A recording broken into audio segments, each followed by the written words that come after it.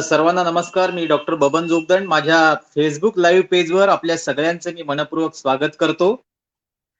मित्रो, गेल्या काही दिवसांपासून आपण युपीएससी मध्ये महाराष्ट्रातले जे आपले तरुण अधिकारी झालेले आहेत, युपीएससी मध्ये ज्यांची निवड झालेली आहे, त्यांच्या काही मुलाखती मी माझ्या फेसबुक लाईव्ह पेजवर मी घेत आहे. आणि या मुलाखती महाराष्ट्रातले अनेक जण युट्यूबच्या माध्यमातून किंवा नंतर आपण व्हॉट्सअपच्या माध्यमातून किंवा लाईव्ह नंतर जेव्हा फेसबुकवर हे सगळे व्हिडिओ अपलोड करतो तेव्हा अनेक जण पाहत असतात आणि ते पाहून मला चांगली प्रेरणा मिळाली असे अभिप्राय सुद्धा देत असतात. कारण या सगळ्या अधिकाऱ्यांनी युपीएससीची नेमकी कशी तयारी केली याचा निश्चितच नव्याने युपीएससीची तयारी करणाऱ्या विद्यार्थ्यांना खूप फायदा होऊ शकतो. या दृष्टिकोनातून ही मुलाखतीची मालिका आपण सुरू केली आहे. आतापर्यंत एक 10 इंटरव्ह्यूज आपण महाराष्ट्रातल्या निवडक काही अधिकाऱ्यांचे घेतलेले आहेत. आज आपण भेटणार आहोत तर सांगली जिल्ह्यातल्या वाळवा तालुक्यातील आष्टा येथील रहिवासी सत्यजित राजमाला मदन यादव यांनी ग्रामीण भागातून येऊन युपीएससी मध्ये यश संपादन केलेलं आहे. विशेषतः सत्यजित यांना कृषी क्षेत्राची आवड आहे. त्यांनी बीटेक ऍग्रिकल्चर या विषयामध्ये पदवी संपादन केलेली आहे. त्याच्या सविस्तर प्रवासाबद्दल ते बोलतीलच. आणि त्यांचे वडील ग्रामविकास अधिकारी आहेत, आई अंगणवाडी सेविका म्हणून त्यांनी बरीच वर्ष काम केलं. आणि मी सांगितलं की बरेच आता जे विद्यार्थी आहेत युपीएससी मध्ये अनेक ग्रामीण भागातून येत आहेत. विशेषतः सांगलीला फारशी युपीएससी एमपीएससी ची फारशी पार्श्वभूमी नाही, पुणे मुंबई दिल्ली सोडलं तर. पण त्या भागातून सुद्धा विद्यार्थी या परीक्षेमध्ये यशस्वी होत आहेत. नुकताच काल मुख्यमंत्री महोदय आणि आपले विधानसभेचे अध्यक्ष यांच्या हस्ते सत्यजित यांचा मुंबईमध्ये गौरव झाला, सन्मान झाला. अनेक लोकांना म्हणजे गौरवाची बाब आहे की आपल्या भागातला एक मुलगा युपीएससी मध्ये, कारण एवढी मोठी युपीएससी ची परीक्षा कठीण परीक्षा असते आणि त्या परीक्षेमध्ये आपल्या भागातील एक विद्यार्थी यशस्वी झाला याचा अभिमान सगळ्यांनाच असतो. तो आम्हालाही आहे की आपण फार चांगलं यश संपादन केलेलं आहे. आणि या युपीएससीच्या परीक्षेमध्ये उत्तीर्ण होऊन आपण एक चांगले अधिकारी होणार आहात. भविष्यात सुद्धा आणखी तुम्ही प्रयत्न करणारच आहात. तरी पण पहिल्या प्रयत्नामध्ये किंवा दुसऱ्या प्रयत्नामध्ये आपल्याला या यादीमध्ये स्थान मिळणं ही फार मोठी एक संधी असते, उपलब्धी असते. कारण देशामध्ये अनेक 10-12 लाख विद्यार्थी या परीक्षेची तयारी करतात आणि त्या परीक्षेतून निवडक एक 800 ते 1000 विद्यार्थी उत्तीर्ण होत असतात. त्यामध्ये आपले सत्यजित राजमाला मदन यादव आहेत. मदनजी तुमचं मी आपले यादवजी तुमचं मी मनपूर्वक अभिनंदन करतो. आणि तुम्ही मला वेळ दिलात त्याबद्दल तुमचे सुरुवातीलाच प्रथमतः मी आभार व्यक्त करतो की आपण या फेसबुक लाईव्हच्या पेजद्वारे इतर मुलांना प्रेरणा मिळावी यासाठी मुलाखत देत आहात. आणि आपल्या मुलाखतीला सुरुवात करतो. Okay sir. सत्यजितजी, मी तुमच्या थोडक्यात कौटुंबिक पार्श्वभूमीबद्दल सांगितलं आणि तुम्ही आई आणि वडिलांच्या संदर्भातला त्यांचं काय व्यवसाय आहे याबद्दल मला माहिती मिळाली. पण आणखी विस्तारानं जर तुमच्या कुटुंबामध्ये भाऊ किती आहेत, बहीण किती आहात आणि आई वडील ची पार्श्वभूमी काय आहे याच्याबद्दल काय सांगाल? तसं सांगायला गेलं तर माझे जे वडील आहेत हे ग्रामविकास अधिकारी म्हणून काम करत, आधी ग्रामसेवक म्हणून काम करत होते. आदर्श ग्रामसेवक हे त्यांना बोललं जातं, कारण की जवळपास 18,000 ग्रामसेवक हे पूर्ण महाराष्ट्रात काम करतात. त्यातला एक आदर्श ग्रामसेवक म्हणून पप्पांची एक ओळख आहे. कारण की जे संत गाडगेबाबा ग्राम स्वच्छता अभियान राबवलं गेलं होतं महाराष्ट्रामध्ये 2005च्या साली, त्यामध्ये तुंग आणि कवठीप्राण हे मिरज तालुक्यातील 2 गावामध्ये त्यांनी राज्य लेवलला पहिल्या क्रमांकावरती आणलं होतं. आणि निर्मल भारतमध्ये त्यांना नंतर त्या कामाला बघून आर पाटील आणि डॉक्टर अजित पवार यांनी डेप्युटेशन वरती मंत्रालयात त्यांनी 3 वर्ष काम केलं प्रतिनियुक्तीवरती, की स्वच्छता कक्षामध्ये ते काम करत होते. आणि यशदामध्ये ते ग्रासरूट लेवलला डेमोक्रेसी कशी वर्क करते हे सांगण्यासाठी जे नवीन ऑफिसर्स येतात त्यांना गेस्ट लेक्चरर म्हणून पण बोलवलं जातं. मग यशदा बरोबर माझा खूप जुना संबंध आहे, असा घरातलाच आहे, कौटुंबिक संबंध असं म्हणलं तर चालेल. आणि हे पहिले असे ऑफिसर होते म्हणजे ग्रुप सी चे ग्रामसेवक ज्यांना एका वर्षामध्ये 7 इन्क्रिमेंट दिल्या गेल्या. म्हणजे ही पार्श्वभूमी घरातूनच होती, की आदर्श काम काय असतं आणि देशासाठी किती झटून काम करावं लागतं, हे वडिलांच्याकडून प्रेरणा मिळाली. आई गेली 25 वर्ष झालं अंगणवाडी सेविका म्हणून काम करत होती. म्हणजे आईनं गावाची पिढी घडवत असताना आमच्याकडेही लक्ष दिलं आणि गावाची पिढी घडलीच, त्याबरोबर आम्हालाही घडवण्यात तिचं खूप मोठं श्रेय आहे.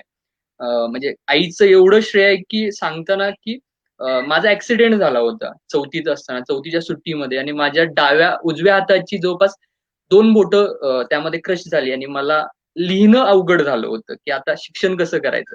तर आईनं होप्स सोडले नाहीत. तिनं पुन्हा मला शिकवलं. कारण ती अंगणवाडी सेविका होता. पुन्हा तिनं वेलांटी कशी काढायची सगळं शिकवलं आणि तिथून पुढं माझं शिक्षण प्रारंभ केलं. म्हणून मी तिथं थांबलो नाही. आईनं ती जी ऊर्जा दिली त्यातून मी पुढं होत गेलो. अपयशावरती कसं शेकायचं. भाऊ माझा अ, अ, पाण्याचा बिझनेस करतो. वॉटर प्युरिफायिंग प्लांट आहे माझ्या भावाचा आणि मी असं सांगेन, की भावाच्या त्या पैशामुळं मी इथपर्यंत पोहोचू शकलो. कारण की गेले 8 ते 9 महिने झालं जो काही खर्च केला जातोय माझ्यावर, तो माझा लहान भाऊ करतोय. खरं म्हणजे मी त्याच्यामुळं घडलो असं म्हणायला काही हे नाही. माझी बहीण जी मुंबईला राहते, तिनं मला जवळपास 3 वर्ष झालं मला अभ्यासासाठी तिच्याकडे मी होतो आणि तिनं मला तिथं सांभाळलं आणि दाजींनी खूप हेल्प केली. आणि लहान बहीण जी आहे ती एक शिक्षक आहे. ती कॉलेजवरती शिक्षिका म्हणून काम करते, टीचर म्हणून काम करते. ह्या सगळ्या जडणघडणीतला हा भाग आहे. हे सगळे माझे बॅक सपोर्ट आहेत. बॅकबोन म्हणलं तर चालेल इथपर्यंत पोहोचण्यासाठी. असं. फार चांगली गोष्ट आहे सत्यजित. आपण कृतज्ञता जी असते ती आपल्या वडिलांप्रती, आईप्रती आणि भावाप्रती व्यक्त केलेली आहे आणि ती फार गरजेचे आहे, की आपल्याला जीवनामध्ये जे कोणी मदत करतात त्यांच्या प्रती आपण कृतज्ञ असणं ही फार चांगली गोष्ट आहे आणि ते सुरुवातीलाच तुम्ही कबूल केलेलं आहे. मला सांगा सत्यजित, आपला शैक्षणिक प्रवास कसा झाला? आपण कुठल्या शाळेमध्ये शिक्षण घेतलं? आपल्याला 10वीला मार्क किती होते किंवा 12वीला किती मार्क्स होते? कारण बऱ्याचदा म्हणजे मेरिटमध्ये आलेले विद्यार्थी शक्यतो लवकर उत्तीर्ण होतात असा एक समज असतो, की 10वी-12वीला हुशार असणारेच पोरं UPSC करू शकतात. तर नेमका तुमचा काय म्हणजे शैक्षणिक प्रवास कसा आहे? सर खरं म्हणजे सांगायचं तर मी काय असं काही एक्स्ट्रा ऑर्डिनरी स्टुडंट होतो. ॲव्हरेज स्टुडंट होतो. म्हणजे ॲव्हरेजपेक्षा बिलो ॲव्हरेज म्हणायला पाहिजे. 5वी ते 9वी मला 42% ते 48% पेक्षा जास्त मार्क नाहीयेत. म्हणजे असं काही मी खूप एक्स्ट्रा ऑर्डिनरी 9वीला 48% मार्क होते. मग ते म्हणलं जातं ना, की 9वीला 48 पडले तर -10% 10वीला पडले जातात. म्हणजे 48 मायनस 10 म्हणजे जवळपास नापासच्या जवळपास आपल्याला मार्क पडतील. आम्ही डिसाईड केलं, की 48 पेक्षा कमी यायचं नाही आपल्याला. अभ्यास केला 12% वाढवले. 60% मार्क पडली. 12वी जिद्दीनं 12वी सायन्स घेतलं. पप्पांची ओळख होती त्यामुळे 12वी सायन्सला ॲडमिशन मिळालं. 12वी सायन्स 11वी-12वी सायन्सला एवढं ॲव्हरेज होतं, की 11वीला कधीच अभ्यासाची जास्त सवय नव्हती. खेळामध्ये जास्त असल्यामुळं. 11वी सायन्स करत असताना बायोलॉजीच्या लेक्चरमध्ये मला काही अवघड शब्द मराठीत लिहावे लागत होते. इथपर्यंत माझं सुमार इंग्लिश होतं. म्हणजे हे ग्रामीण भागातल्या मुलांचं न्यूनगंड असतो, की मला हा झालाय म्हणजे याचं इंग्लिश खूप टॉप असेल. असं काही नव्हतं. माझं नॉर्मल इंग्लिश होतं. 11वी 12वीला 56% मार्क पडली आणि माझं जे प्राथमिक शिक्षण मी सांगायचं जन्म हा माझा ऐरवाडी, तालुका वाळवा, जिल्हा सांगली इथे झाला होता. माझं 1ली ते 4थी शिक्षण हे आश्रम शाळेमध्ये झालं होतं. हे इथं आष्ट्यामध्ये एक आश्रमशाळा आहे, त्या ठिकाणी झालं होतं. 5वी ते 10वी हे महात्मा गांधी विद्यालय आष्टा हे जिल्हा परिषद जे गव्हर्नमेंट चालू होते, ते गव्हर्नमेंट स्कूलमध्ये झालं होतं. 11वी-12वी पुन्हा आश्रमशाळा आष्टा संत ज्ञानेश्वर शिक्षण संस्थेची आहे ही अण्णासाहेब डांगे यांची. त्या ठिकाणी झालं होतं आणि मी 12वीला 56% मार्क पडली होती. त्याच्यानंतर केलं मी. हे मी बी-टेक ॲग्रीकल्चर टेक्नॉलॉजीजमध्ये कंप्लीट केलं आणि ते मी केलं होतं दापोली कोकण कृषी विद्यापीठ अंतर्गत doctor Budhajirao Mulik college of agriculture engineering and technology म्हणून आहे. त्या ठिकाणी चिपळूण सावडी या ठिकाणी कंप्लीट केलं होतं. त्यानंतर मी एक 6 महिने जॉब केला आणि ते प्रायव्हेट जॉबमध्ये मन नसल्यामुळे मी स्किप करून मी यू-पी-एस-सीची तयारीला आलो. हेच. फार छान. म्हणजे तुमचा प्रवास तसा एकदम संघर्षमय आहे आणि एक अवरेज स्टुडंट UPSC सारखी मोठी परीक्षा क्रॅक करू शकतो. हे फार एक मौलिक उदाहरण आहे आपल्या सगळ्यांसमोर. खूपच छान. मला एक दुसरा प्रश्न विचारायचा की आपण एवढा आपला अवरेज सगळं 10वी-12वीला होतं तरी आणि ऍग्रिकल्चर मध्ये आपला इंटरेस्ट होता, तरी पण आपण युपीएससी कडे कसं वळलात, म्हणजे याबद्दल काय सांगाल? कारण की लहानपणापासून मी पप्पांना बघितलेलं काम करताना, की कसं जनतेची तुम्ही सेवा करता, की गव्हर्नमेंट सर्व्हिस का? तर स्वतःचा एकही रुपया न खर्च करता जर तुम्ही जनतेची सेवा करू शकत असाल, तर गव्हर्नमेंट सर्व्हिस ही बेस्ट ऑप्शन आहे समाजासाठी करण्यासाठी. आणि मी त्यांना ते झटून काम करताना बघितलेलं आणि खूप सारे असे ऑफिसर्स माझ्या जडणघडणीमध्ये मला बघता आले. त्याच्यामध्ये सुधीर ठाकरे साहेब असतील, जे एमपीएससीचे एक्स चेअरमन म्हणून त्यांनी काम केलंय. त्यांचं म्हणजे ते असतील, चंद्रकांत दळवी साहेब असतील. त्याचबरोबर आयपीएस कृष्णप्रकाश ह्यांनाही आम्ही बघितलं. आमच्या जिल्ह्याला ते एसपी होते. तर त्यांच्याकडून बघण्यात आलं, की प्रशासनामध्ये अशी लोक आहेत, की खूप त्यांच्याकडे बघून शिकता येईल आणि आपण त्या ठिकाणी असावं, असं इच्छा झाली. म्हणजे एक फक्त कृष्णप्रकाश यांचा मी किस्सा सांगेन, की ते ज्यावेळी एसपी म्हणून आमच्या जिल्ह्याला काम करत होते. तर आम्हाला एवढं काय मी साधारण 8वी-9वीला असेल. म्हणजे तो ट्रिगर पॉइंट होता मला हे यूपीएससी करण्यासाठी. तर ते जे होते ना, की एसपी म्हणजे सकाळी आम्ही पुरवणी पेपरची उघडेल ना, त्यावेळी कृष्णप्रकाश यांचं नाव यायचं, की यांनी हे काम केलं, ते काम केलं. आणि आम्ही 9वीला असताना ते आम्हाला भेटायला सकाळी 11 वाजता येणार होते. ते रात्री 9ला आले, कारण की कामानिमित्त त्यांना येता जमलं नाही. तर रात्री 9 वाजेपर्यंत शाळेतली सगळी मुलं थांबलेली भर पावसामध्ये. फक्त त्यांना एक नजर बघण्यासाठी. मग तिथूनच प्रेरणा मिळेल, की इतकी सगळी प्रेम करतात तुम्हाला, इतकी सगळं आहे, एवढं सगळं करण्यासारखं आहे. तर तुम्हाला हे केलं पाहिजे आणि समाजासाठी पहिल्यापासून जाण होते, की करायचं तर कशासाठी? तर जो एक म्हणला ना तुकोबाराव यांनी बोललं होतं, की का का केला होता अट्टास? तर शेवटचा दिस गोड व्हावा. तर हे मनापासून होतं, की आपला शेवटचा दिस गोड झाला पाहिजे. मग त्यासाठी प्रयत्न करायचा आहे आणि त्यासाठी मग कोणता पर्याय? तर स्वतःसाठी जगता-जगता समाजासाठी जगायचं आहे आणि त्यासाठी हा पर्याय निवडला गेला माझ्यावर. खूपच छान. कृष्णप्रकाश यांच्याबद्दल बोललात, ते मी जेव्हा नांदेडला पत्रकार होतो, तेव्हा ते नांदेडला ऍडिशनल एसपी होते, प्रोबेशनरी एसपी म्हणून सुद्धा त्यांनी काम केलं. खूपच असे काही डायनामिक ऑफिसर्स आहेत आपल्या महाराष्ट्रामध्ये, आयपीएस मध्ये, आय एस मध्ये. खरंच अशा लोकांकडून आपण प्रेरणा घेऊ शकतो, ती तुम्ही सुद्धा घेतलेली आहे. मला आणखी एक विचारायचं की तुम्ही एमपीएससी मध्ये काही प्रयत्न केले का डायरेक्ट युपीएससी ची तयारी केली? नाही मला पहिल्यापासून फोकस एरिया म्हणजे स्टार्टिंगला जेव्हा मी 12वी नंतर सोडत होतो गाव, तेव्हा पहिल्यांदा फोकस एरिया एमपीएससी होता. पण एमपीएससी करायला एवढं हे झालं नाही. मी परत युपीएससीचा ट्राय केला. पहिल्यापासून जी सुरुवात केली आफ्टर ग्रॅज्युएशन ऍक्च्युअल स्टडी मध्ये युपीएससी मध्ये चालू केला. हा युपीएससी करत करत असताना मी दुसऱ्या एक्झाम ही द्यायचो. कारण की जॉब सिक्युरिटी कुठं ना कुठं तरी खूप इम्पॉर्टंट आहे. म्हणून मी एमपीएससी पण दिली होती यावर्षी. राज्यसेवा मी प्री पास झालो होतो. मेन्स दिली होती. 20 मार्कामध्ये माझं सिलेक्शन नाही झालं त्याच्यामध्ये. ग्रुप सी पण दिली होती. त्याची पण प्री आणि मेन्स पास झालो. पण 12 मार्कामध्ये तिथेही सिलेक्शन झालं नाही. आणि एक 10 दिवसामध्ये युपीएससीचा रिझल्ट आला आणि मी तिथं पास झालो. म्हणजे असं नाही की एका एक्झाम मध्ये तुम्ही फेल होताय म्हणजे दुसऱ्या एक्झाम मध्ये तुम्ही सक्सेस मिळणार नाही तुम्हाला, असं नाही. मी एमपीएससीच्या एक्झाम नापास झालो होतो, पण युपीएससीची पास ही सांगण्याची गोष्ट. गुड. आपल्याला राजेश कांबळे, शीलरत्न लोखंडे, बाबूराव पाईकराव आणि कीर्ती निलेश देसाई यांनी अभिनंदन केलेलं आहे. आपले ते इंटरव्ह्यू बघत आहेत आपल्या, त्यांनी कॉमेंट दिलेले आहेत. धन्यवाद थँक्यू. सगळ्यांचे. सत्यजित, हा युपीएससीचा प्रवास तसा कठीण आहे. खूप मेहनत घ्यावी लागते, खूप वर्ष द्यावी लागतात त्याच्यासाठी. तेव्हा कुठं आपल्याला यश पदरी पडते. तर नेमकी आपण किती वर्षापासून युपीएससीची किंवा स्पर्धा परीक्षेची तयारी करत होतात? तर माझी ऍक्च्युअल स्टडी जो अभ्यास चालू होता तो 5 वर्ष झालं मी प्रयत्न करत होतो यासाठी. हा माझा 4था प्रयत्न होता युपीएससीचा.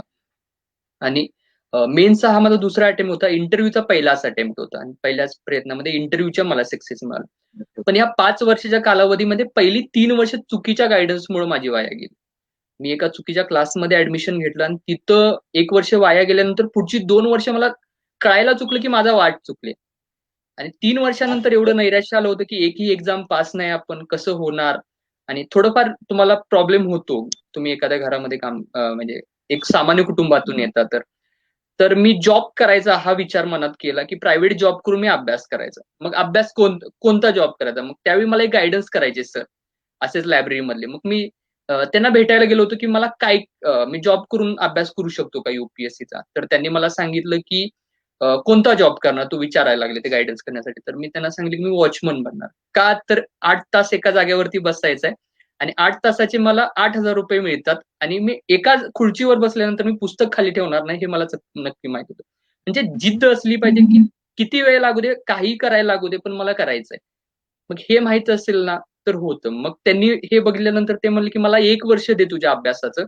तू माझ्याकडे स्टडी कर आणि एका वर्षामध्ये तुझं नक्की आपण सगळं ब्रशअप करू. काय राहिलेलं असेल ते सगळं प्रयत्न करू आणि तुझे रिझल्ट येतील." आणि मी त्यांचं ऐकलं आणि एका वर्षामध्ये मी त्यांच्याकडे प्रयत्न केले आणि म्हणजे बरोबर. शेवटची जी 2 वर्ष होती मी नॉलेज व्हॅली ह्या इन्स्टिट्यूटमध्ये होतो रायन पिंटो सरांच्या गाईडन्समध्ये आणि त्या गाईडन्समध्ये माझे त्याच वर्षी प्री निघाली. पण मेन्स मी काही क्रॅक करू शकलो नाही. पण ह्या वर्षी प्री, मेन्स आणि इंटरव्ह्यू या तिन्ही प्रयत्नात करू शकलो. अ, हेच म्हणजे तुम्ही असं. सिक्युरिटी गार्डचा जॉब केला? नाही, त्या सरांनी थांबवलं मला ते करायला. म्हणले, की तू जर जॉब करायला लागलास तर अभ्यासातून लांब जाशील. कदाचित तो जॉब केला असता तर मी आज इथपर्यंत बोलण्यासाठी आलोच नसतो. त्यांनी ओके, तो ओके. पोटेन्शियल ओळखलं माझ्यातील आणि त्यांनी त्यावेळी मला सपोर्ट केला. मी लेक्चर्स पण घ्यायचो त्या क्लासेसमध्ये. मला एक ₹2,000-2,500 मिळायचे मंथली तिथून. पण खरंच त्या सत्यजित बेसिक असं. तुमचा प्रवास खरंच फार म्हणजे वेगळा आहे. मी बऱ्याच मुलाखती घेतल्या. पण तुम्ही अभ्यासासाठी आपल्याला बसून नोकरी मिळावी 8 तास म्हणून सिक्युरिटीची नोकरी करायला तयार होतात. म्हणजे ही जी जिद्द आहे, ही प्रेरणा आहे. निश्चितच फार मोठी खरं तर आहे ही आणि सगळ्यांनी घेण्यासारखी आहे. मला सांगा, तुम्ही UPSCचा अभ्यास किती वेळ केला? कारण अभ्यासाबद्दल बऱ्याच वेगळे मतप्रवाह आहेत. एवढे तास करायला पाहिजे, तेवढे तास करायला पाहिजे. तुम्ही खरं तर टीचिंग पण करता UPSCच्या मुलांना, MPSCच्या मुलांना. तर नेमका अभ्यास किती वेळ तुम्ही स्वतः केला? माझा एव्हरेजली जो टाईम होता अभ्यासाचा जर मी काउंट केला तर 7 ते 9 तास हे एव्हरेज टाईम असतं. कधी-कधी ते एक्झाम जवळ येते तर ते 14 तासापर्यंत जातं, 16 तासापर्यंत जातं. जसं रिक्वायरमेंट असते तशी. जर थोडा एक्झाम लांब असेल तर त्याला लेथार्जीपणा येतो थोडाफार. मग ते कमी-कमी होत जातं. मग हे कधीही एक असं मेंटेन नाही होत, की 14 तास म्हणजे माझं परफेक्ट 14 तास अभ्यास होतो. त्याच्यामध्ये थोडे डिस्टर्बन्स येतात. पण एव्हरेजली 7 ते 9 तास. 14-14 तास करावा अशी काही हे नाही. पण डेली तुमचा अभ्यास असला पाहिजे. एव्हरेजली 9 तासाच्या 7 तासाच्या 9 तासाच्या खाली माझा कधी अभ्यास केलेला नाही. कंटिन्यूटी होती पण माझ्या अभ्यासामध्ये. असं. गुड. म्हणजे हे आत्ताचे जे 10-15 दिवस सोडले रिझल्ट आल्यानंतर, की मला खूप सारे लोकं भेटायला येतात, खूप सारे सत्कार समारंभ. हे 15 दिवस आयुष्यातले माझे 5 वर्षाचे सोडले तर एकही दिवस असा नव्हता, की त्या दिवशी माझा अभ्यास झालेला नाही. हे. फारच छान. आता आपण इंग्रजीच्या बद्दल बोललात तुम्ही आणि खरंच इंग्रजीबद्दल ग्रामीण भागातल्या मुलांना फार भीती आहे. कारण कॉन्व्हेंटमध्ये बरेच मुलं आता शिकलेले नाहीत मागच्या पिढीतले, पण अलीकडे आता मोठ्या प्रमाणामध्ये ते शिकत आहेत. आता मला सांगा, साठी भाषेच्या संदर्भात सुद्धा बऱ्याच मुलांना प्रश्न पडतो, की कुठली भाषा आपण निवडायला पाहिजे किंवा कुठल्या भाषेतून आपण परीक्षा द्यायला पाहिजे, इंटरव्ह्यू द्यायला पाहिजे. तर तुम्ही कुठली भाषा निवडली होती आणि तुम्ही काय सांगाल इंग्रजी बाबतीत सुद्धा इंग्रजीची तयारी कशी करायला पाहिजे, की किती उपयुक्त आहे? हं. म्हणजे इंग्रजीचं कसं आहे, की मराठी माध्यमामध्ये पण तुम्ही करू शकता. पण प्रॉब्लेम येतो रिसोर्स मटेरियलचा अवेलेबिलिटी. आणि तुमचे जे क्वेशन पेपर्स येतात, ते हिंदी आणि इंग्लिश ह्या 2च लँग्वेजमध्ये येतात. म्हणजे अल्टिमेटली तुम्हाला हिंदी आणि इंग्लिश वाचावंच लागणार आहे. मग तुम्हाला जर रिसोर्स मटेरियल अवेलेबल नसतील, तर तुम्हाला ते इंग्लिश मटेरियल हिंदीमध्ये ट्रान्सलेट करा किंवा इंग्लिश मटेरियल तुम्हाला मराठीमध्ये ट्रान्सलेट करा. मग प्रॉब्लेम हा येतोय, की मग याच्यामध्ये डबल एफर्ट्स लागून जातात. की तुम्हाला इंग्लिशमधनं परत मराठीत ट्रान्सलेट करा. मग चांगलं रिसोर्स मटेरियल नाही. लिहायला तुम्हाला प्रॉब्लेम येत जातं आणि गाईडन्स त्या प्रकारचा अवेलेबल नसतोय. आणि इंग्लिशचं सांगायचं की तुम्ही जर 1 महिना कोणतीही लँग्वेज कंटिन्युअस वाचत राहिला, ऐकत राहिला ना, ते आपोआप तुमच्या आत्मसात होऊन जाते. त्यामुळे मी जर 11वी जर मराठीत लिहिणारा बायोलॉजी विद्यार्थी इथपर्यंत पोहोचू शकत असेल, तर थोडा प्रयत्न केल्यानंतर आपणही करू शकतो. की थोडंफार तुम्ही टाईम दिला ना, कोणते इंग्लिश पण तुम्हाला हे होतं. राहिला प्रश्न इंटरव्ह्यू म्हणजे बोलायचा प्रश्न. तुम्हाला ती फॅसिलिटी दिली जाते. मला लिहिता येतं इंग्लिश चांगल्या प्रकारे, पण मला बोलता येत नाही. हा माझा स्वतःचा पण एक प्रॉब्लेम होता. मला फ्लुएंटली नाही बोलता येत. मी इंग्लिशमध्ये माझे थॉट्स चांगल्या प्रकारे एक्सप्रेस नाही करू शकत होतो. म्हणून मी इंटरव्ह्यू हिंदीमध्ये दिला. हिंदी म्हणण्यापेक्षा इंग्लिश म्हणलेलं चांगलं. हिंदी प्लस इंग्लिश असा इंटरव्ह्यू होता. कारण मराठीमध्ये दिल्यानंतर काय होतं की एक ट्रान्सलेटर दिला जातो. तो ट्रान्सलेटर आपलं मत त्यांना सांगतो. ते डायरेक्ट कम्युनिकेशन होत नाही. म्हणून मी हिंदी निवडलेलं.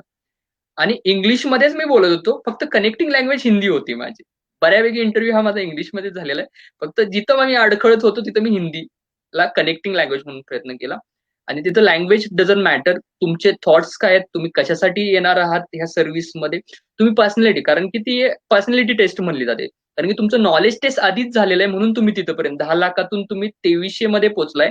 म्हणजे तुमच्याकडे नॉलेज आहे म्हणूनच. मग ती सिलेक्शन पॅनल आहे, रजिस्ट्रेशन पॅनल नाहीये. त्यामुळे तुम्ही जे आहात, तुमचं व्यक्तिमत्व काय आहे, तुम्हाला कशासाठी यायचं आहे, तुम्ही प्रेशर हँडल करणार आहात की नाही, तुमचं अनालिटिकल रिझनिंग कसं आहे, हे फक्त तिथं चेक केलं जातं. ते तुम्ही व्यवस्थितपणे त्यांना पटवून शकला कोणत्याही भाषेमध्ये, तर तिथं प्रॉब्लेम येत नाहीये. कळतंय? बरोबर आहे सत्यजित, खूप चांगलंच. तुम्ही भाषेचे बॅरियर्स म्हणजे युपीएससीला नाहीये आणि तुम्ही प्रामाणिकपणे कबूल केलं आहे की माझी इंग्रजी मला जास्त बोलता येत नाही, पण मी हिंदी आणि इंग्रजीचं कॉम्बिनेशन केलं आणि तुम्ही बघा इंटरव्ह्यू मध्ये उत्तीर्ण पण झालात ही परीक्षा. म्हणजे जास्त काही इंग्रजीची भीती बाळगायची कोणाला गरज नाही. कोणी इंग्रजी येत नाही म्हणून युपीएससी तयारी करू नये असं काही नाहीये. नाही. त्यांनी खरंच करायला पाहिजे. मला आणखी एक विचारायचं आता काही स्वप्नील बोराडे यांनी एक प्रश्न विचारलाय की सर, मुख्य परीक्षेसाठी तुम्ही कशा पद्धतीने तयारी केली होती आणि कशी करायला पाहिजे याच्याबद्दल काय सांगाल? मुख्य परीक्षेमध्ये जर तयारी करायची, एक तर मुख्य परीक्षा म्हणजे तुमचं बेसिक स्ट्रॉंग पाहिजे. बेसिक स्ट्रॉंग करत असताना बेसिक इतकं स्ट्रॉंग पाहिजे की मी माझे बेसिक बुक्स आहेत. मी जास्त काही रिसोर्स मटेरियल वापरले नाही. माझ्या प्रत्येक सब्जेक्टसाठी 1 ते 2 स्टँडर्ड रेफरन्स बुक मी वापरले आणि करंट अफेअर्सची जोड दिली. त्याबरोबर कंटिन्युअस तुमचे अँसर रायटिंग प्रॅक्टिस महत्वाचं आहे की तुम्हाला 9 मिनिटामध्ये एक अँसर लिहायचं आहे. आणि हे म्हणजे आयुष्य म्हणजे पेपर म्हणजे काय तर टाइम मॅनेजमेंट आहे.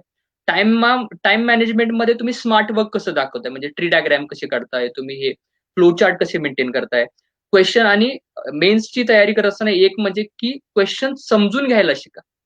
जर तुम्ही क्वेश्चन समजून घेतला ना तर तुम्हाला लिहिताही चांगलं येतं. तयारी करत असताना अजून एक लक्षात ठेवायचं की रिव्हिजन वरती खूप फोकस असला पाहिजे. म्हणजे म्हणजे आमच्या क्लासमध्ये जे सर होते ते मला सांगायचे की तुझी 150 वेळा रिव्हिजन झाली पाहिजे एका स्टँडर्ड बुकची. मी 70 ते 80 वेळापर्यंत पोहोचलो. जास्त माझ्याकडून वा. करायची इच्छा होती पण मला टाइम, म्हणून revision revision revision and practice ही 2 अशी की सोर्सेस आहेत की ज्याच्यामुळे तुम्ही करू शकता. खूप सारी मुलं विचारतात की खूप लेथार्जीपणा येतो एक थोडा काळ, 2-3 वर्ष तयारी केल्यानंतर कंटिन्यू करणं खूप प्रॉब्लेमॅटिक होऊन जातं. परत-परत ते पुस्तक वाचणं होत नाही. त्यावेळी तुमचा एक डेडिकेटेड छोटासा ग्रुप असणं गरजेचं आहे. गाईडन्स चांगला असणं गरजेचं आहे. ग्रुप चांगला असेल ना, तर त्या ग्रुपमध्ये तुम्ही डिव्हाईड करू शकता. तू एक सब्जेक्ट शिकव, मी एक सब्जेक्ट शिकवतो.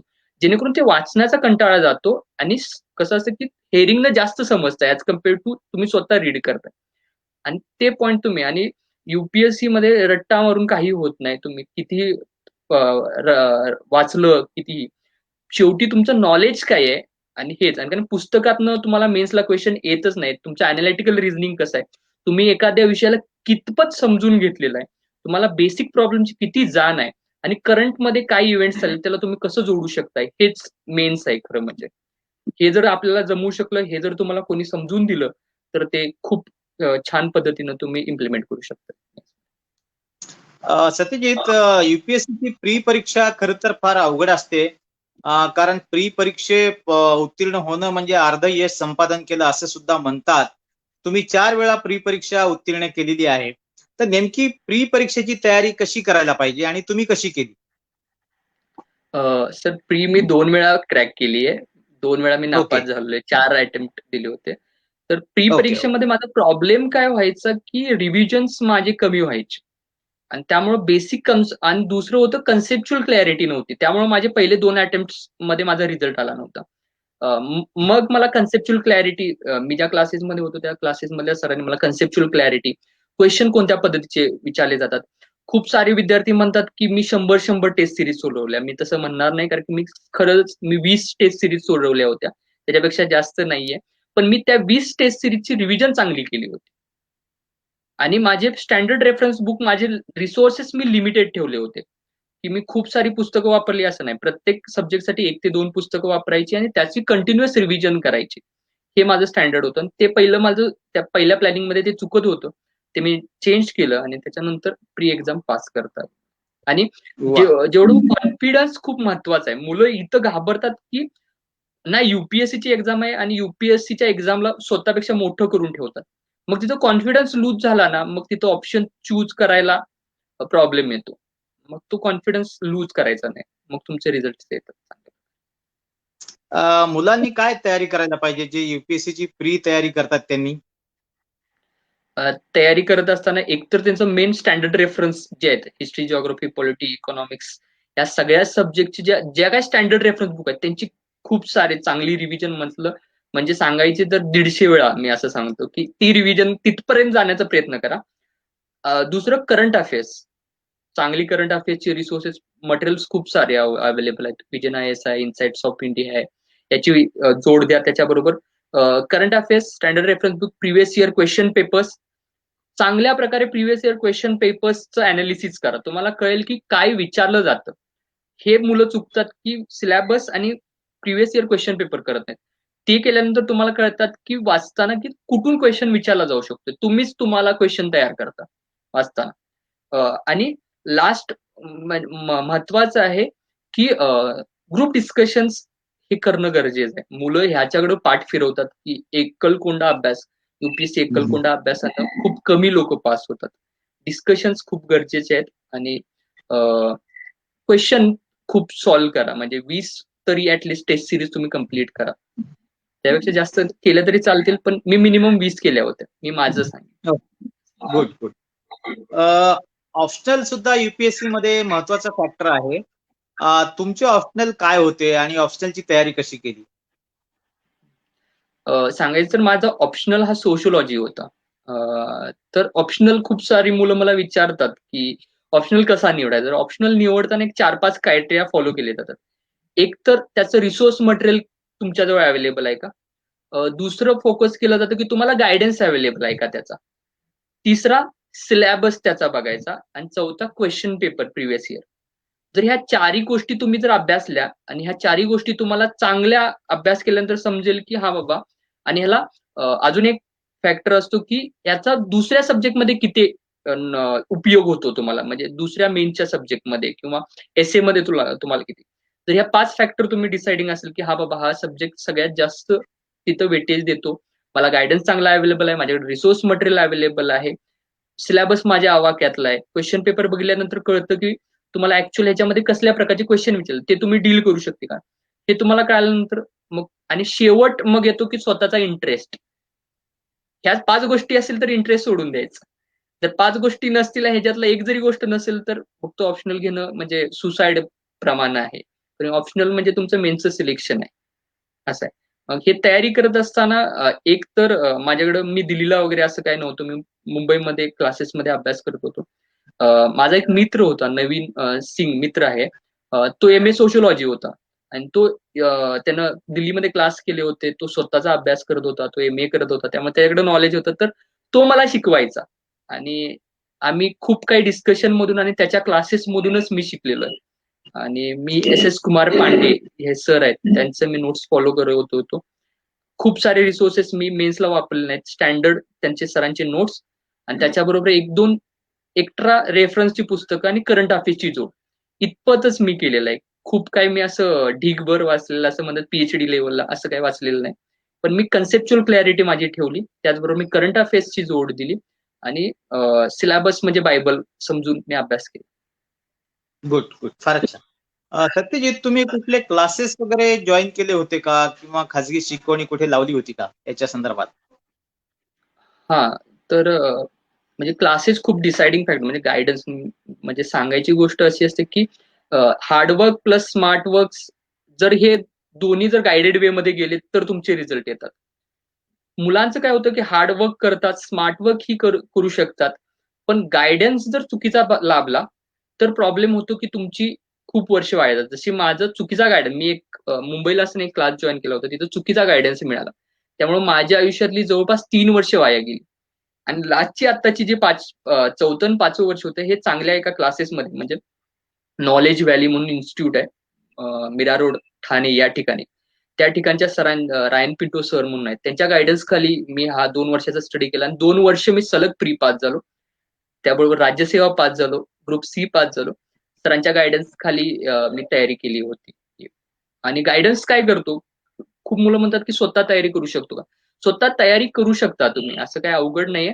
पण प्रॉब्लेम होतो की युपीएससी मध्ये तुम्हाला बिटवीन दी लाईन्स खूप गरजेचं असतं, की एक चॅप्टर तुम्ही 10 वेळा रीड करता त्यानंतर तुम्हाला समजतो. जर एखादा टीचर तुम्हाला समजून सांगतो ना, त्यावेळी तो पहिल्याच वेळेला तुम्हाला समजतो आणि पुढची 9 वेळा तुम्ही ती रिव्हिजन करता. म्हणजे तुमच्या अभ्यासाचं तुमचं नॉलेजमध्ये कन्व्हर्जन होतं. मग ते जर चांगल्या प्रकारे जर तुम्हाला एखादा शिक्षक समजावून सांगत असेल एखादा क्लास, आणि जर ट्रस्टेड क्लास, तुम्ही बॅनरबाजी बघून किंवा खूप मोठा क्लास नाव बघून ऍडमिशन घेऊ नका. कारण की मी एका ठिकाणी दिल्लीला मी 2 वर्ष होतो. तिथंही मी एका मोठ्या क्लास, नाव कुणाचं घेणार नाही त्या क्लासेसचं, पण खूप मोठे क्लासेस होते. 800-900 विद्यार्थी एका वेळी बसायचे. पण तिथं काय मला जमलं नाही, कारण की मला खूप बेसिकपासून तयारी करते. पुण्यालाही तशीच वेळ आहे की खूप पैशाच्या पाठीमागे लोक आहेत. कोणत्याही क्लासेसचं नाव घेणार नाही. मग अशा क्लासेस बघा की जिथं ट्रस्टेड आहे, तुम्हाला गायडन्स चांगला मिळेल. आणि युपीएससी सगळेजण म्हणतात की 9 महिन्यामध्ये कंप्लीट करून देतो, 10 महिने. युपीएससी 9 महिन्या आणि 10 महिन्यामध्ये कंप्लीट होणारा सिलेबस नाहीये. युपीएससी मध्ये असं बोललं जातं की सकाळी उजडल्यानंतर जिथं जिथं प्रकाश पडतो तिथे युपीएससीच्या सिलेबसमध्ये. मग कितपर्यंत जाऊन तयारी करायची तयारी असली पाहिजे. मग ते कमीत कमी 1 वर्ष ते 1.5 वर्ष इतका कालावधी युपीएससी साठी लागतो. आणि तेवढी दिल्यानंतर युपीएससी तुम्हाला रेड कार्पेट घालून सगळे तुम्हाला स्वागत करतात जर सिलेक्शन झाल्यानंतर. पण तेवढी जिद्द असली पाहिजे करण्याची. आणि गायडन्स तुम्हाला चांगला अवेलेबल असेल तर तुमच्या आयुष्यातील, माझ्या आयुष्यातील 3 वर्ष वाया गेली चुकीच्या गायडन्समुळे, तुमच्या आयुष्यातील 3 वर्ष वाचवू शकतात. आणि तसं गायडन्स तुम्ही अवेलेबल करून घ्या. फारच छान. तुम्ही खरं तर एवढं छान आणि प्रामाणिक सगळं सांगत आहात. सगळ्या गोष्टी सत्यजित, फार चांगली गोष्ट आहे. माझ्या मते तुमची मुलाखत तर चांगली निश्चितच झाली असेल. तुम्ही एवढे सविस्तर, एवढे चांगले, एवढे कॉन्फिडेंटली सगळे उत्तरं देतात या मुलाखतीत सुद्धा. तर मला सांगा, तुमची मुलाखत कशी झाली किंवा मुलाखतीची तयारी तुम्ही काय मॉक इंटरव्ह्यू दिले होते कुठे, का उपजत तुम्हाला असं बोलण्याचं थोडं हे आहे? तर या मुलाखतीच्या प्रवासाबद्दल थोडक्यात सांगा. हां, तर मुलाखतीचं सांगायचं तर अशी मी गव्हर्नमेंट जे काही ट्रेनिंग सेंटर आहेत तिथंच मी मॉक दिला होता. फॉर एक्झाम्पल मी यशदा पुणेला दिला होता. मी सिॲक मुंबईला दिला होता आणि महाराष्ट्र सदर्न दिल्ली या ठिकाणी मी 3 मॉक दिले होते. जास्त मॉक हं, हं. देण्याच्या पाठीमागे लागलो नाही. कारण की ते प्रत्येक ठिकाणी तुम्हाला मॉडिफाय करायचा प्रयत्न करतात. हे तुमचं चुकतंय, हे चेंज करा, तुमचं ते चुकतंय. मग तिथं तुमची ओरिजिनॅलिटी तिथं तुमची संपते. मला इंटरव्ह्यूसाठी गाईडन्स जो लाभला, तो लाभला सुधीर ठाकरे साहेब, जे एमपीएससीचे एक चेअरमन होते आय-एस. त्यांचा मला गाईडन्स लाभला. त्यांनी मला खूप मिसकन्सेप्शन ज्या माझ्या होत्या त्या सगळ्या दूर केल्या. त्यांनी मला सांगितलं की आम्ही सिलेक्शन पॅनल आहे, आम्ही रिजेक्शन पॅनल नाहीये. आम्ही तुम्ही इथपर्यंत आलाय तर तुम्ही नॉलेजेबल पर्सन आहात म्हणून आलेला आहे. त्यामुळे तुम्ही एक आय-एसच्या लेव्हलचे आहात हे पहिल्यांदापासून आम्हाला माहित असतं. त्यामुळं आणि हे करत असताना आम्हाला काय पाहिजे असतं की ते मी 5 क्रायटेरिया जे सांगितले, की तुम्हाला का सर्व्हिसमध्ये यायचं हे पटवून द्या त्यांना. तुम्ही सिस्टममध्ये आल्यानंतर कसं वर्क करणार आहे, तुम्ही वेगळे कसं काम करू शकणार आहे, आणि तुम्ही प्रेशर हँडल करू शकता का, आणि तुमचे अनालिटिकल रिझनिंग कसं आहे, तुम्ही सिच्युएशन कशी हाताळता किंवा सिच्युएशनला कसं बघता. ही 5 गोष्टी तुम्ही जर सांगू शकला त्यांना स्पष्टपणे, तर ते तुम्हाला सिलेक्ट करतात. आणि इथं रिजेक्ट करण्याचा हेच नाही, ते मार्क्स देऊ शकतात, तुम्हाला रिजेक्ट करू शकत नाहीत. दुसरं, खूप सारे विद्यार्थी म्हणजे विचारलं जातं, मी त्यांना एक क्वेश्चन विचारलेला असाच, की "सर, मला सूट वगैरे, टाय वगैरे, ब्लेझर घालायची गरज आहे का?" तर ते म्हणले, "आम्ही ब्लेझर वगैरे बघून तुम्ही किती चांगले कपडे घालून आलात, किती किती हजाराचे शूज घालून आला, आम्ही मार्क्स देत नसतो.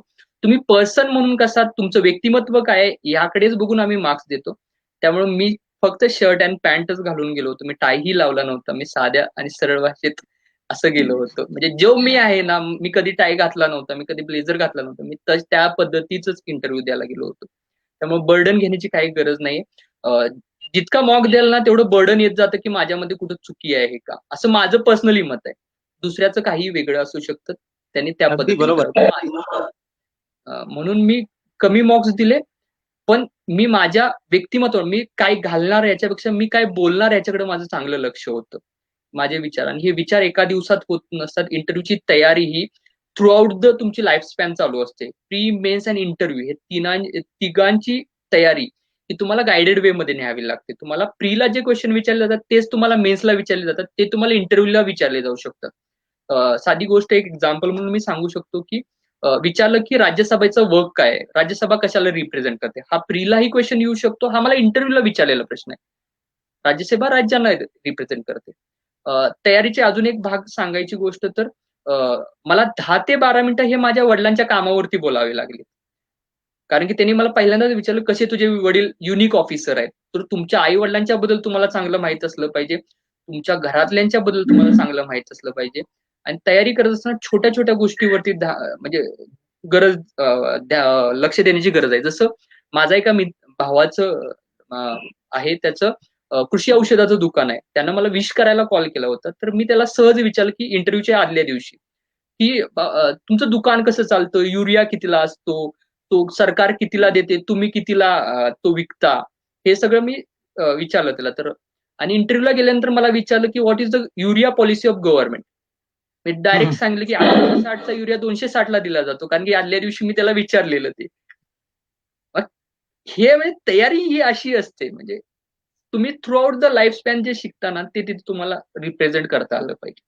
आणि तुमचं प्रेझेन्स ऑफ माइंड खूप गरजेचं असतं. खूप शांत असलं पाहिजे, काम असलं पाहिजे. आणि पुढचा जो व्यक्ती आहे तो आपल्याला रिजेक्ट करण्यासाठी नाही, सिलेक्ट करण्यासाठी आहे. फक्त आपण तेवढी आपली जे म्हणतात ना, रियालिटी तुम्हाला दाखवता आली पाहिजे, जेन्युइननेस तुम्हाला त्यांच्या पुढे मांडता आला पाहिजे. इतकंच आहे इंटरव्ह्यू. बरोबर आहे. म्हणजे आपल्यात सुद्धा सकारात्मक भाव, पॉझिटिव्ह दृष्टिकोन आपला सुद्धा इंटरव्ह्यूला जाताना पाहिजे, की माझं सिलेक्शन होईल, मी चांगला इंटरव्ह्यू देईल, हे सुद्धा महत्वाचं आहे. बऱ्याचदा इंटरव्ह्यू मध्ये बरोबर. करंट घडामोडीवर बरेच मुलं इंटरव्ह्यूला जाताना त्या दिवशी वर्तमानपत्र हेडलाईन्स वाचून जातात वगैरे. असं काही तुम्ही केलं होतं का? हा, म्हणजे मी न्यूजपेपर वगैरे मला अवेलेबल नव्हते, कारण पाऊस पडत होता, त्यामुळे न्यूजपेपर सध्या तिथं अवेलेबल नव्हते. पण मी फेसबुक खूप युज करतो. म्हणजे फेसबुकची चांगली चांगली चॅनल्स, पंतप्रधान नरेंद्र मोदी, राष्ट्रपती, व्हेरियस चॅनल, सायंटिस्ट मी सबस्क्राईब करून ठेवलेत, लाईक करून ठेवलेत, तर मला येतं. तर मी युपीएससीच्या हॉलच्या बाहेर, म्हणजे गेटच्या बाहेर, सॉरी, गेटच्या बाहेर थांबलो होतो. त्यावेळी मी ऍग्रिकल्चरचा असल्यामुळे मी ऍग्रिकल्चर एक सायंटिस्ट आहेत, बुधाजीराव मुळीक, डॉक्टर डॉक्टर बुधाजीराव मुळीक यांना फॉलो करतो. म्हणून मी त्यांचं पेज ओपन करून एक 16 पॉईंट प्रोग्राम इकॉनॉमिक सर्व्हे मध्ये बजेटमध्ये सांगण्यात आला. तो त्यांनी मराठीमध्ये छान प्रकारे सांगितलेला होता. मग तो मी वाचला होता जस्ट जायच्या आधी. आणि इंटरव्ह्यूला गेल्यानंतर मला त्यांनी प्रश्न विचारला की तुम्ही एखाद्या जिल्ह्याचे जिल्हाधिकारी असाल तर तुम्ही शेतकऱ्यांची आत्महत्या थांबवण्यासाठी कसे काम कराल? मी पूर्णपणे 16 पॉईंट प्रोग्राम तो सांगून टाकला. म्हणजे असं आहे ओके. की मी जस्ट इंटरव्ह्यूच्या गेटच्या बाहेर थांबलो युपीएससीच्या, आणि मी तो पॉईंट वाचलेला. मी तिथे जाऊन तो सांगितला की 16 पॉईंट हे वा. हे मी करू शकतो. म्हणजे तयारी ही अशी थ्रू आउट द चालूच असते. सत्यजित, तुम्ही नोकरी करून सुद्धा हे सगळं म्हणजे विद्यार्थ्यांना शिकवत पण होता, काही खाजगी नोकरी करण्याचा प्रयत्न केला, नंतर एक नोकरी पण सोडून दिली. तर हे कसं करून अभ्यास कसा तुम्ही केला, म्हणजे कसा वेळ दिला अभ्यासाला? किंवा तुमच्या मनामध्ये दुसरे विचार नाही आले का, का बा मला युपीएससी मध्ये माझं सिलेक्शन नाही झालं तर मला कसं होईल, किंवा बाहेर खाजगी नोकरी करावी लागेल, असं काही वाटलं किंवा? ही तयारी करत असताना एक मनात होतं पहिल्यापासून, की खूप सारे विद्यार्थी यामध्ये नैराश्य येतात. फेल्युअर म्हणजे 10 लाख लोक आम्ही बसलेलो, त्यातले आम्ही जवळपास 1000 लोक सिलेक्ट झालो. म्हणजे 9,99,000 इतकी मुलं नापास झालेली आहेत ह्या एक्झाम मध्ये. मग मी कशी तयारी केली, तर मी मनापासून पहिल्यापासून गाठ होती की मी 9,99,000 मध्ये पण बसायला तयार आहे आणि मी 1,000 मध्ये पण बसायला तयार आहे. म्हणजे मी जसं जिंकण्याचं श्रेय घेतोय तसं मी हारण्याचंही श्रेय घ्यायला तयार होतो. उद्या मी मी आज नापास जरी झालो असतो तर उद्या सकाळी उठून मी अभ्यास चालू केला असता. इथपर्यंत जिद्द म्हणजे हे आहे. म्हणजे ज्यावेळी तुम्ही एकदा हारण्याची तुम्ही जर श्रेय घ्यायला तयार झाला ना, तर तुम्हाला कळतं की चुका काय आहेत तुमच्यामध्ये, आणि त्या चुका सुधरत गेल्यानंतर तुम्हाला यश नक्कीच मिळतं एक दिवस. मग मी हारण्याचं माझं श्रेय मी करेक्ट. स्वतःकडेच ठेवलेलं. जिंकण्याचं श्रेय मी वाटतो आज सगळ्यांना. की यांच्यामुळं झालं, ह्यांच्यामुळं झालं, सगळ्यांचे एफर्ट्स असतात त्याच्यामुळे, मी एकट्याचा एफर्ट्स नाही. मग हे असलं तर आणि तरच त्यांनी ते ध्येय निश्चित करावं, आणि माझं हे ध्येय त्यासाठी निश्चित होतं, जरी मी हारलो तरी मी तयार आहे की मी ऍक्सेप्ट करा. हा, आणि युपीएससीचा अभ्यास करत असताना प्लॅन बी असणं गरजेचं पण आहे.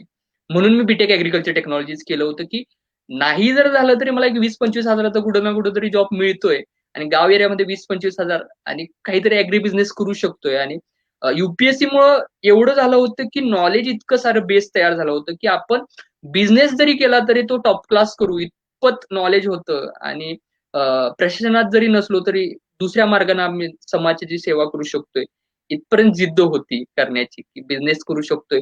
आणि अभ्यास करत असताना तुमच्याकडं प्रत्येक गोष्ट तुम्हाला एक नवीन शिकून जाते. हा, म्हणजे मी वाचत असताना थोडंफार बिझनेस माइंड आहे माझं, तर मी वाचत असताना मला कळायचं, अरे हा पण एक नवीन बिझनेस आहे, हा लोकांना माहित नाही. मी माझ्या 2-3 मित्रांना बिझनेस सुचवले, ते आज सक्सेसफुल आहेत त्या बिझनेसमध्ये. म्हणजे असं वाचत वा. वाचत मला समजलं की हे बिझनेस पण आहे एक प्रकारे. मग हे जर तुम्ही अभ्यास करत असताना इम्प्लिमेंटेशन वरती जर फोकस केला, की हा तुमच्या आयुष्यामध्ये कसा हेल्प करणार आहे, तर ही बर्डन वाटणार नाही, हे तुम्हाला एक जर्नी वाटेल. आणि युपीएससी मी एक्झाम नाही म्हणत, UPSC is a way of life. जर तुम्ही ती वे ऑफ लाईफ शिकला ना, तर तुम्ही आयुष्यामध्ये कधीच नापास होत. गुड, फारच छान. UPSC is the way of life, फार चांगलं महत्वाचं वाक्य आहे आजच्या दिवसातलं. आता आपण 3 प्रश्न फक्त घेऊया. मला सांगा, नव्याने जे मुलं तयारी करतात युपीएससीची, तर त्यांना तुम्ही काय संदेश द्याल? हा, नव्यानं जे करणार आहेत, पहिल्यांदा तर का करायचंय हे महत्वाचं पाहिजे. म्हणजे कशासाठी हम्म, करायचंय मला, काय या प्रशासन व्यवस्थित यायचंय. कारण की खूप 5-6 हजार आधीच आय एस ऑफिसर आहेत, खूप सारे ऑफिसर्स आहेत. मी कसं यांच्यापासून वेगळं असणार आहे, हे जर तयारी मनात तुम्ही ठरवलं ना, हे पहिल्यांदा फाइंड करा की मला का करायचंय. हे का करायचंय जर तुमचं तयारी असेल ना, तर तुमचं कितीही वर्ष लागली, मला 5 वर्ष लागली तरी मी कॅरी ऑन करू शकलो, कारण की का करायचंय हे मला माहित होतं. दुसरा, जे नवीन तयारी करतायत त्यांना अजून एक चांगलं आहे की अपयश ही येणार. ही अपयशाची म्हणजे प्रत्येक वेळी अपयश येणार. त्या प्रत्येक अपयशावरती ज्यावेळी तुम्ही पाय देऊन उभा राहाल ना, त्याच वेळी तुम्ही वरती चढत जाणार. जसं माउंट एव्हरेस्ट, म्हणजे युपीएससी का केलं मी, ह्याचं अजून एक कारण होतं की माउंट एव्हरेस्ट सर केल्यानंतर पायथ्याला खूप गर्दी असते, 1000-2000 लोक असतात, पोहोचतो एखादाच कोणीतरी. ज्यावेळी तुम्ही टॉपला पोहोचता त्यावेळी तुम्ही आणि तुमचं आकाश असतं, बाकी सगळे खाली असतात. तर हितपर्यंत जाण्यासाठी प्रत्येक पायरीला तुम्ही म्हणायचं नाही की मला त्या टोकावरती ध्येय ठेवायचं, पण प्रत्येक पायरी चढत जायचं. दर दिवशी तुम्हाला हार नाही, आणि दर दिवशी उठून पुन्हा कामाला लागणार. कारण की 14 तासाचं प्लॅनिंग केलं असतं आपण, अभ्यास होतो 9 तास, 6 तास जवळपास आपले फेल्युअर असतात. आणि त्यामुळं पुन्हा सकाळी उठायचं असतं की मला पुन्हा 14 तास अभ्यास करायचा. म्हणजे दर दिवशी हार नाही, दर दिवशी तुम्हाला त्या अपयशावरती पाय देऊन उभा राहायचं आहे आणि तयारी करायची आहे. ह्या 4-5 गोष्टी तुम्ही लक्षात ठेवायच्या की काय यायचंय, कशासाठी यायचंय. आणि असं ध्येय ठेवा की मला येऊन माझी एक वेगळी ओळख असली पाहिजे. म्हणजे आपण काहीच ऑफिसरांची नावं घेतो, चांगल्या ऑफिसरांची, ज्यांना आपल्या आज देश किंवा राज्य लक्षात ठेवतो. आपण त्या लोकांच्या मध्ये जाऊन बसण्याची संधी आपल्याला मिळावी, यासाठी प्रयत्न करण्यासाठी जर तुम्ही करत असाल, तर नक्की तुम्ही यावं. आणि तुमच्यासाठी स्वागत आहे यासाठी. Yes, good. अपयश हीच खरी यशाची पहिली पायरी आहे असे म्हणतात. खरंच ते बरोबर आहे. अपयश आलं तर खचून न जाता आपण परत अभ्यासाला लागलं पाहिजे, आणि ही लॉंग जर्नी आहे आणि याच्यात सातत्य सुद्धा महत्वाचे आहे. आता 2 प्रश्न विचारतो. आपण प्रशासनामध्ये बऱ्याच अधिकाऱ्यांचे नावाचा उल्लेख केलेला आहे. तर आपण एक प्रशासनामध्ये कोणाला आयडॉल मानता आपल्या जीवनामध्ये, की यांनी खूप चांगलं माझ्या जीवनावर प्रभाव आहे, असे कोण आहेत तुमच्या जीवनामध्ये? म्हणजे सगळ्यात जास्त माझा जो पहिल्यापासून प्रभाव राहिला, तो माझे वडीलच माझे पहिले आयडियल होते. मी कॉलेजमध्ये पण म्हणायचो, कारण की वडिलांचं काम मी ग्रासरूट लेव्हलला ग्रामसेवक म्हणून त्यांनी कसं काम केलं हे मी बघितलेलं होतं. प्रशासनातले सगळ्यात दुसरे माझे महत्वाचे आयडल होते सुधीर ठाकरे साहेब, आय एस जे आहेत. त्यांनी संत गाडगे बाबा ग्रामस्वच्छता अभियान असू दे, किंवा तंटामुक्ती, महात्मा गांधी तंटामुक्ती अभियान असू दे, हे राबवलं होतं. किंवा चंद्रकांत दळवी, हे माझे तिसरे सगळ्यात मोठे आयडल, ज्यांनी झिरो हा, पेंडेन्सी सत्यजित, येतोय आवाज? हे काम केलं होतं. हॅलो. हम्म, बोला बोला. हा, झिरो पेंडन्सी जे त्यांनी उपक्रम राबवला होता, ते चंद्रकांत दळवी हे माझे तिसरे मोठे आयडल होते. आणि चौथे माझे मी सांगितलं कृष्णप्रकाश, कारण की एक एसपी म्हणून जे त्यांनी माझ्यावरती संस्कार त्यावेळी त्यांच्याकडून बघून मी शिकलो, ते खरंच ट्रिमेंडस होते आणि ते कदाचित पुश करतात आज की प्रशासनामध्ये अशी चांगली लोक आहेत ज्यांच्यामुळे ह्या प्रशासनामध्ये येण्याचं रोल किंवा आयडियल म्हणता येईल. गुड, फारच छान. सतीजी, शेवटचा एक प्रश्न आहे. प्रशासनामध्ये आता तुम्ही प्रवेश करणार आहात आणि कुठलंही जरी तुम्हाला या युपीएससी मधलं अलाइड सर्व्हिस मिळाल्या किंवा कुठलंही जरी पद मिळालं, तर तिथे एक त्या विभागाचे प्रमुख म्हणून काम करण्याची संधी शक्यतो मिळत असते युपीएससी मधून आल्यामुळं. आणि भविष्यात सुद्धा तुम्ही आणखी प्रयत्न करणार, यात काही वादच नाही. कारण तुमच्याकडं ज्ञान आहे, तुमच्याकडे कॉन्फिडन्स आहे, तुमची बोलण्याची चांगली ही आहे आणि कमीत कमी सोर्सेस मध्ये कसा चांगला अभ्यास करायचा याचं सुद्धा तुमच्याकडे तंत्र आहे असं मला तुमच्या मुलाखतीतून वाटतं. तर प्रशासनामध्ये भविष्यामध्ये तुम्ही कसं उल्लेखनीय काम करणार आहात याच्याबद्दल काही प्लॅन आहे का आता प्रशासनात जाताना? एक तर हा प्लॅन म्हणता येत नाही, पण हा माझा विचार आहे एक, तो इम्प्लिमेंट कितपत होतोय हा माझा बघण्याचा हेतू आहे. की आतापर्यंत आपल्या ज्या व्यवस्थेमध्ये आहे ना, की आपण माणसांना बदलण्याचा प्रयत्न केला. म्हणजे माणसं बदलतात, सिस्टम तशीच्या तशीच राहते. म्हणजे सिस्टमवरती आपल्या देशामध्ये खूप कमी काम झालेलं आहे. साधं सांगायची गोष्ट की सिस्टम बदलल्यानंतर माणसं आपोआप बदलतात. याचं साधं एक्झाम्पल आहे की लोकल ट्रेन आणि मेट्रो. लोकल ट्रेन मधली तीच लोक कशी धक्का मारून चढतात, रोज 10 लोक पडून मरतात, तीच लोक थुकतात लोकल ट्रेनच्या डब्यातून वगैरे, हे सगळं चालू आहे. पण तीच लोक ज्यावेळी मेट्रोमध्ये चढतात, कोणी धक्का मारत नाही, लाईन न चढतात, लाईन न उतरतात, कोणीही थुंकत नाहीये. त्यामुळं सिस्टम बदलली की माणसं बदलतात. म्हणून माणसं बदलण्याच्या पाठीमागे न लागता सिस्टम बदलायच्या किंवा सिस्टम मधल्या त्रुटी दूर करण्यासाठी माझं काम असेल. सिस्टम म्हणजे पूर्ण सिस्टम नाही, तर सिस्टम मधल्या त्रुटी. तर त्या त्रुटी आपण दुरुस्त केल्या ना, तर येणाऱ्या भविष्यकाळामध्ये आपण म्हणेल की आपल्या देशाचंही नाव त्या सिस्टमसाठी घेतलं जाईल असं. खूपच छान सत्यजित. खरं तर तुम्ही IPS दिला होता हे प्राधान्यक्रम? नाही, माझं फिजिकली डिसेबल माझं येतं, कारण हाताने मी त्यामुळं मी IPS मला देता येत नव्हतं. Okay okay, good. असो, सत्यजित, आपण खूप चांगल्या पद्धतीनं मुलाखत दिलेली आहे. आपण प्रश्न जे मी विचारले त्याचे एवढे चांगली उत्तर दिले की ज्याचा उपयोग सगळ्या विद्यार्थ्यांना जे UPSC ची तयारी करतात त्यांना होईल. आणि आपण किती संघर्षमय प्रतिकूल परिस्थितीतून, सामान्य कुटुंबातून, ग्रामीण भागातून येऊन या यशाला गवसणी घातलेली आहे. निश्चितच ही सगळ्या समाजासाठी अभिमानास्पद अशी बाब आहे. विशेषतः सांगली जिल्ह्यासाठी अभिमानास्पद बाब आहे. निश्चित तुम्ही तुमच्यासारखे जे क्लिअर कन्सेप्ट असणारे तरुण किंवा अधिकारी भारतीय प्रशासन सेवेमध्ये आले पाहिजे आणि त्यासाठी निश्चितच तुमचा माझ्या मते प्रयत्न असेल. त्या प्रयत्नासाठी माझ्या मनपूर्वक शुभेच्छा. पुनश्च तुम्हाला मी खूप खूप धन्यवाद देतो. तुम्ही वेळातला वेळ काढून माझ्याशी संवाद साधला त्याबद्दल धन्यवाद. आणि थँक्यू सर, इथे बोलण्याची संधी दिली. आणि खूप चांगल्या प्रकारे तुम्ही इंटरव्ह्यू घेतला. म्हणजे आतापर्यंत खूप इंटरव्ह्यू झाले, पण तुमचा हा इंटरव्ह्यू खूपच छान प्रकारे तुम्ही क्वेश्चन्स वगैरे मला, म्हणजे जे काही मुलांना सांगायचं, माझं इच्छा आहे की येणाऱ्या भविष्य काळामध्ये, आता 10% आपला सक्सेस रेशो आहे UPSC मध्ये, येणाऱ्या भविष्य काळामध्ये हा 25%, 20% जावा, जेणेकरून जास्तीत जास्त लोक महाराष्ट्रातून ही केंद्रीय लोकसेवा आयोगामध्ये सिलेक्ट व्हावे, येस. खास करून ग्रामीण भागातून, जेणेकरून त्यांना खरं तर प्रॉब्लेम्स माहीत असतात. जे सिटी वगैरे मोठ्या घरातून येतात त्यांना प्रॉब्लेम्स माहीत नसतात. ग्रासरूट लेवलला काय प्रॉब्लेम आहेत ते फेस करत नाहीत. आपल्या ग्रामीण भागातून जी लोक येतात किंवा मुलं येतात ते ग्रासरूट लेवलला प्रॉब्लेम फेस करून आले असतात आणि त्यावरती ते नक्की प्रॉब्लेम काढतील ही आशा ठेवून मी हे सगळं काम चालू आहे. खूप खूप धन्यवाद. तुमच्या पुढील कारकिर्दीसाठी माझ्या मनपूर्वक शुभेच्छा. Thank you sir.